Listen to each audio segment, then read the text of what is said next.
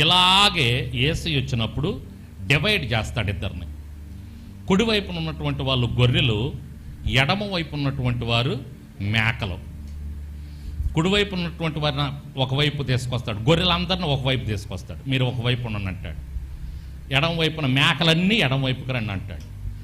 కుడివైపున ఉన్నటువంటి గొర్రెలనేమో ఇదిగో పరలోకానికి వెళ్ళండి మీరు అంటాడు. ఎడమ వైపు ఉన్నటువంటి మేకలనేమో, మిమ్మల్ని కాదులే మేకలని, ఎడమ వైపు ఉన్నటువంటి మేకలనేమో మీరు నిత్య నరకానికి వెళ్ళండి అంటాడు. ఏంటి, ఎందుకు అలా చేశాడు అంటే అక్కడ ఒక విషయం చెప్తున్నాడు.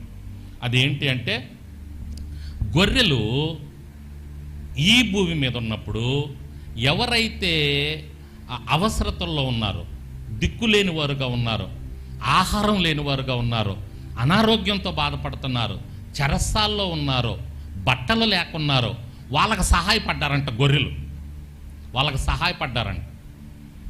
అక్కడ యేసయ్య అంటాడంట, మీరు నాకు అన్నం పెట్టారు, నేను చెరసాల్లో ఉంటే చూడవచ్చారు, నాకు బట్టలు లేకపోతే బట్టలు ఇచ్చారు, నేను అనారోగ్యంతో వస్తే నన్ను వచ్చి పరామర్శించారు అని అంటే, ఈ గొర్రెలు అంటారంట రేపు పొద్దున యేసయ్య దగ్గరికి, అయ్యా నీకెప్పుడు మేము చూసామయ్యా, నీకెప్పుడు అన్నం పెట్టాం, నువ్వెప్పుడు చెరసాల్లో ఉంటే మేము చూసాం, ఇది ఏంటయ్యా మాకు విచిత్రంగా ఉంది అంటే, అప్పుడు యేసయ్య అంటాడంట, నాకు కాదు, ఈ భూమి మీద సహోదరులలో ఎవరైతే అలా ఉంటారో వారికి చేస్తే నాకు చేసినట్టే. దేవునికి స్తోత్రం చెప్పండి.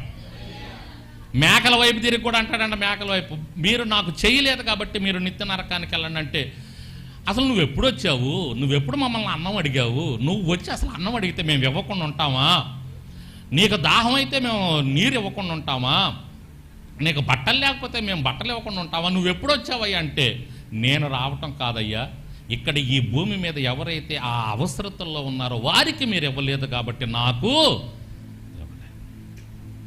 మా నాన్న ఇది చదివి ఆశ్రమం పెట్టాడు, ఈ వాక్యం చదివి, ఇక్కడ ఈ భూమి మీద ఉన్నటువంటి పేదలకు మనం సహాయం చేస్తే దేవుడు రేపొద్దున నన్ను పరలోకానికి పంపిస్తాడని ఆయన ఈ వాక్యం చదివి నేను ఆశ్రమం పెట్టాలి అని ఈ అనాథ వృద్ధుల ఆశ్రమం పెట్టాడు. దేవునికి స్తోత్రం, హల్లెలూయా. ఒక్కరితో స్టార్ట్ చేశాడు. రైల్వే స్టేషన్లో వెళ్తుంటే ఒక పెద్ద ఆయన పడుకొని ఉంటే వెళ్ళాడంట.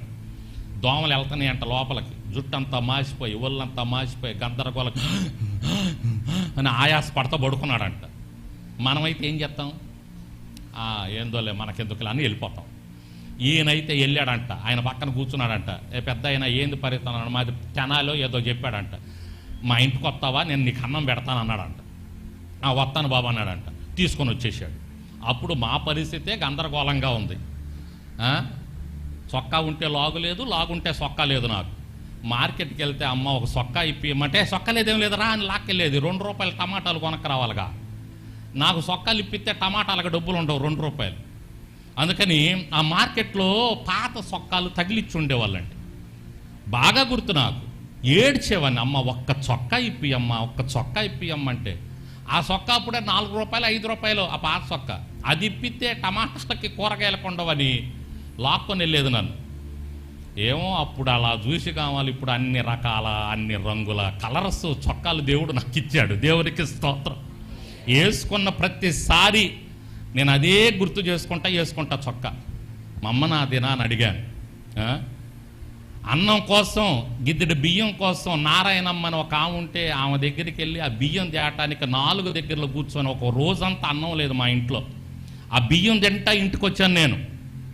ఈరోజు గిన్నెలు అన్నం బారబోస్తున్నాం, గిన్నెలు అన్నం, గిన్నెలు బిర్యానీ, దమ్ బిర్యానీలు. ఎవరు వండారో, ఎవరు ఖర్చు పెట్టారో, ఇక్కడ కొత్తది, ఇక్కడ మేము తినలేక వేడి దమ్ బిర్యానీలు కూడా ఏం చేస్తాం, నెల ఉంటే ఇంకో 4-5 ఆశ్రమాలు పెట్టవచ్చు. అయ్యేమో నెల ఉండేది కాదు.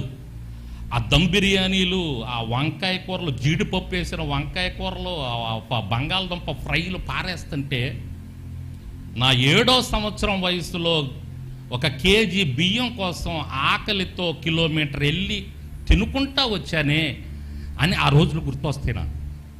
కాబట్టి అటువంటి రోజుల్లో మా నాన్న ఇంకొక ఆయన్ని తీసుకొచ్చి ఆయనకు భోజనం పెడతానికి, ఆయనకు గుండు గీసి శుభ్రంగా ఆయనకు స్నానం చేపించి ఆయన కూర్చోబెట్టి ఆయాసపడిపోతుంటే సాల్మాన్ డాక్టర్ గారి దగ్గరికి వెళ్ళి అక్కడ ఆయన ఏదో గోధుమలు ఇస్తే ఆ గోధుమలు తెచ్చి అంటే మా నాన్న కొంచెం నాటు వైద్యం కూడా తెలుసు కాబట్టి ఆ గోధుమలు ఉప్మా వండితే ఆయాసం తగ్గిద్ది, నీరు తగ్గిద్ది ఆయనకని అవి తీసుకొచ్చి మా అమ్మ చేత అయ్యి వండించి అవి పెట్టి అలా ఒక్కరితో ఆ తర్వాత 2 అయ్యారు, ఆ తర్వాత 3, 4, 5, 50 మంది, ఇప్పుడు 150 మంది. దేవునికి స్తోత్రం. గట్టిగా చెప్పండి హల్లెలూయా. ఈ మాట తీసుకొని ఆ పని చేయటం ప్రారంభం చేశాడు. సరే, అందరూ అది చేయలేరు.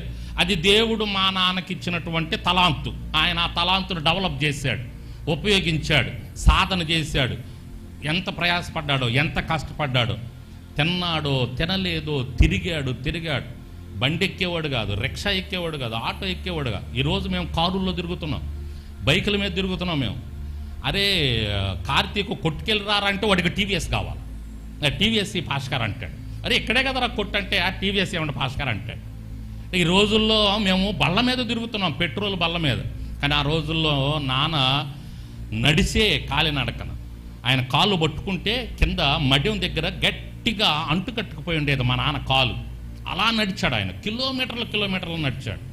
హైదరాబాద్ వెళ్తే రామంతపూర్ నుంచి ఎక్కడికో అదేదో శివుడి టెంపుల్ ఉండేది, అక్కడికి నడుచుకుంటూ వెళ్ళిపోయాడు ఆయన. నాన్న ఆటో ఎక్కుదామంటే రారా దగ్గరే కదా అని 10 కిలోమీటర్లు వెళ్ళిపోయేవాడు.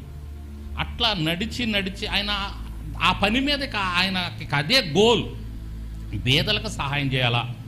దానికోసం 1 రూపాయి సంపాదించి కష్టపడి వాళ్ళకి పెట్టి సంతోషపడేవాడు. అంటే ఆయనకి దేవుడిచ్చినటువంటి టాలెంట్ని ఆయన ఆ విధంగా ఉపయోగించాడు. కాబట్టి నీకు ఏది ఇచ్చాడో దాన్ని నువ్వు ఉపయోగించాలా. నీకు బీదలు కనపడతారు, అందరికీ నువ్వు చేయలేకపోవచ్చు, నువ్వు ఆశ్రమాలు పెట్టకపోవచ్చు, కానీ ఒక్కరికి చెయ్యి.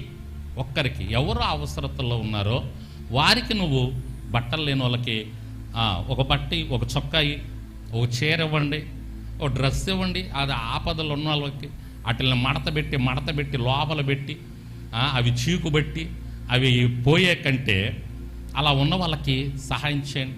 ఆకలితో ఉన్నటువంటి వారికి పట్టెడు అన్నం పెట్టండి. నేను గతంలో చెప్పాను చాలాసార్లు, నెలకొక ఆదివారం అన్నా మీరు ఏదన్నా నాన్ వెజ్ వండుకుంటారు, సహజంగా ఆదివారం ఒక్క ముద్ద ఆకలితో ఉన్నటువంటి వారికి ఒకవేళ ఉంటే ఒక్క ముద్ద అన్నం పెట్టండి. మీరు వండుకున్న దాంట్లో ఎంత దేవుడు సంతోషిస్తాడో తెలుసా? దానికి తగ్గ ప్రతిఫలం దేవుడి మెచ్చే నిజమైన ఉపవాసం అదే. దేవునికి స్తోత్రం. గట్టిగా చెప్పండి హల్లెలూయా. కాబట్టి మీ చుట్టుపక్కల ఎవరైనా ఉంటే మీకు దేవుడు చూపిస్తాడు, బేదలను అందుకే ఉంచాడు. మీరు వారి మీద కనికర పడితే దేవుడు మిమ్మల్ని దీవించడానికి. కాబట్టి అలా ఎవరైనా ఉంటే వారికి సహాయం చేయండి. మీరు ఇక్కడ సహాయం చేస్తే దానికి తగ్గ ప్రతిఫలం దేవుడు పరలోకంలో బ్యాంకులో వేస్తుంటాడు. అక్కడ దేవునికి స్తోత్రం చెప్పండి, గట్టిగా చెప్పండి హల్లెలూయా. కాబట్టి మనం చేయాల్సినటువంటి పని ఏంటి అంటే, బేదలకి ఈ నా సహోదరులో ఒకనికి చేస్తే నాకు చేసినట్టే. ఇక్కడ ఆ బేదవాడు అన్నం తింటుంటే అక్కడ యేసయ్య అన్నం తింటున్నట్టే మీరు పెట్టింది. ఇక్కడ నువ్వు ఇచ్చినటువంటి ఒక గుడ్డ బేదవాడు వేసుకుంటే అక్కడ యేసయ్య వేసుకుంటున్నట్టే. ఇక్కడ ఎవరైనా అనారోగ్యంతో బాధపడుతుంటే వారిని నువ్వు చూసి పలకరించి పరామర్శిస్తే యేసయ్యకి చేసినట్టే. వారు గొర్రెలు ఎక్కడికి వెళ్ళారు? ఈ లాస్ట్ మాట చదవండి, 46వ వచనం చదవండి. వీరు నిత్య శిక్షకును నీతిమంతులు నిత్య జీవమునకు వెళ్ళారు. దేవునికి స్తోత్రం చెప్పండి, గట్టిగా చెప్పండి హల్లెలూయా.